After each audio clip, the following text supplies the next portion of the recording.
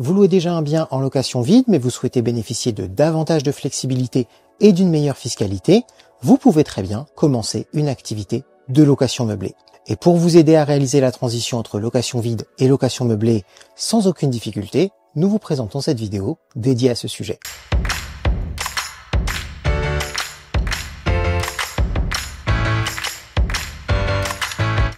Comme son nom l'indique, la différence entre location vide et location meublée réside dans l'équipement et l'ameublement du logement qui est offert à la location. Si en location vide, il n'y a aucune obligation pour le propriétaire de fournir des meubles locataires, en location meublée, c'est bien différent, puisqu'il est nécessaire de respecter une liste de 11 équipements et meubles obligatoires qui doivent être présents dans le logement, liste qui est établie par le décret du 31 juillet 2015. Attention, cette liste est d'interprétation stricte et il ne sera pas possible de compenser le manque d'un de ces équipements par la présence d'autres équipements optionnels. De plus, si un de ces équipements vient à manquer, le locataire pourra demander la requalification du bail en location vide.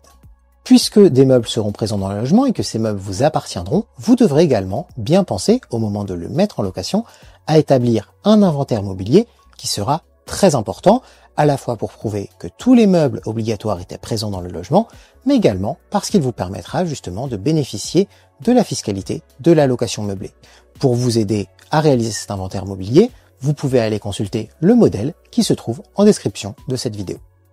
Bien évidemment, rien ne vous empêche d'ajouter d'autres éléments, notamment si vous pratiquez la location saisonnière, puisque pour un tel mode de location, les locataires apprécient très souvent la présence d'équipements de confort comme le petit électroménager. Mais puisque nous parlons justement de location saisonnière, il est temps maintenant de parler des différents types de baux accessibles en location meublée, puisque justement, si vous pratiquiez jusqu'à présent la location vide, vous n'aviez pas le choix du bail à faire signer à votre locataire, ce qui n'est pas le cas en location meublée. Tant que vous pratiquiez la location vide, la question du choix du bail ne se posait pas, puisque la seule possibilité qui s'offrait à vous était le bail de location nu à titre de résidence principale du locataire, d'une durée minimale de 3 ans et renouvelable tacitement. Lorsque vous serez passé à la location meublée, vous aurez cette fois-ci accès à pas moins de 5 types de baux différents. Vous pourrez bien évidemment choisir de continuer à louer votre bien en location de longue durée, et dans ce cas-là, vous aurez recours à un bail de location meublée à titre de résidence principale du locataire, qui sera quant à lui d'une durée minimale d'1 an et également renouvelable tacitement. L'avantage en passant par ce type de bail en location meublée sera que, puisque sa durée minimale est plus faible que celle en location vide, vous pourrez plus régulièrement avoir l'occasion de récupérer votre bien, puisque la récupération d'un bien ne peut avoir lieu qu'à l'échéance du bail. Si d'aventure vous souhaitez avoir plus de flexibilité, ce qui est justement l'un des attraits de la location meublée par rapport à la location vide, vous pourrez faire votre choix parmi les 4 types de baux restants, à savoir le bail étudiant, le bail mobilité, le bail saisonnier ou encore le bail code civil. Vous aurez simplement à choisir alors le type de bail qui vous convient le mieux par rapport à votre situation ou à vos projets. Et pour connaître les spécificités de chacun de ces types de baux, vous pouvez très bien aller consulter notre vidéo ou encore écouter nos épisodes de podcast sur le sujet. Selon le bail que vous choisirez, vous devrez également vous renseigner sur la réglementation applicable dans la commune où se situe votre bien. Pour la location de longue durée, vous devrez par exemple faire attention au dispositif d'encadrement des loyers si un tel dispositif s'applique, même si vous constaterez à cet effet que les barèmes pour la location meublée sont plus importants que ceux en vigueur pour la location vide. Si d'aventure vous avez choisi de pratiquer la location de courte durée, vous devrez également vérifier votre règlement de copropriété, mais également la nécessité pour vous d'enregistrer votre bien auprès de la mairie et d'obtenir, le cas échéant, si cela s'impose, une autorisation de changement d'usage. Attention également, avec l'entrée en vigueur de la loi Le Meur au 1er janvier 2025, les communes ont maintenant la possibilité de limiter l'exercice de l'activité de location de courte durée dans certaines zones géographiques. Vous devrez donc bien prendre garde à ce que votre bien ne soit pas situé sur une zone pour laquelle il existe des limitations à l'activité de location de courte durée. Lorsque l'on pratique la location meublée, il est obligatoire d'avoir un numéro SIRET, c'est donc quelque chose que vous ne devrez pas oublier de faire au moment de passer de la location vide à la location meublée. Pour l'obtenir, la procédure est très simple et se fait intégralement en ligne sur le site de l'INPI, l'Institut national de la propriété industrielle. Pour vous aider dans cette démarche, vous pouvez très bien aller consulter notre vidéo sur le sujet ou encore vous référer aux guides établis par les spécialistes de JD2M qui vous accompagneront à travers toutes les étapes de cette démarche, que vous vous immatriculiez en nom propre ou en indivision. C'est au moment de cette immatriculation que vous devrez renseigner 2 éléments très importants, à savoir votre date de début d'activité, mais également le régime fiscal que vous choisirez pour votre activité de location meublée.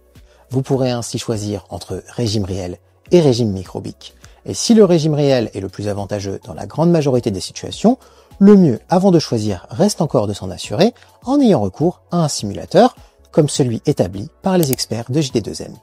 La date de début d'activité sera également très importante et à plus forte raison si vous optez pour le régime réel. En effet, dans le cadre de ce régime, vous aurez accès au mécanisme de la déduction des charges, mais également à celui de l'amortissement, qui sera nouveau pour vous, car il n'existe pas en location vide. L'amortissement, pour le présenter simplement, est un mécanisme qui vise à vous permettre de déduire chaque année une fraction de la valeur du bien, des travaux effectués, mais également du mobilier présent dans votre location meublée. Il vous permettra donc de réduire considérablement votre imposition, notamment si vous opérez le passage de la location vide à la location meublée à l'occasion de travaux que vous effectuez dans le bien, puisque le coût de ces derniers pourra être amorti. D'une manière générale, et ce afin de pouvoir déduire ou amortir le maximum de dépenses possibles, n'oubliez pas de renseigner une date d'activité équivalente à la date de la première dépense que vous ferez dans le cadre de votre activité de location meublée, qu'il s'agisse de l'achat de meubles ou tout simplement de la réalisation de travaux. Une fois que vous serez renseigné sur la possibilité d'exercer la location meublée et sur les éventuelles démarches à accomplir, encore vous faudra-t-il choisir le moment pour opérer ce changement de la location vide à la location meublée, et à ce sujet, il y a quelques erreurs qu'il vaut mieux éviter. La première sera d'ordre pratique, car si vous avez déjà un locataire dans le logement loué en location vide, vous ne pourrez pas nécessairement instantanément, et comme vous le souhaitez, passer de la location vide à la location meublée. En effet, il est très important de garder à l'esprit que votre souhait de passer de la location vide à la location meublée ne constitue pas un motif légitime pour mettre fin au bail ou refuser son renouvellement. Ainsi, dans la plupart des cas, il sera nécessaire d'attendre que votre locataire quitte les lieux afin de pouvoir, avant d'accueillir un nouveau locataire, opérer les changements nécessaires, à savoir ajouter des meubles dans le logement, éventuellement l'aménager pour pouvoir accueillir un nouveau locataire en location meublée.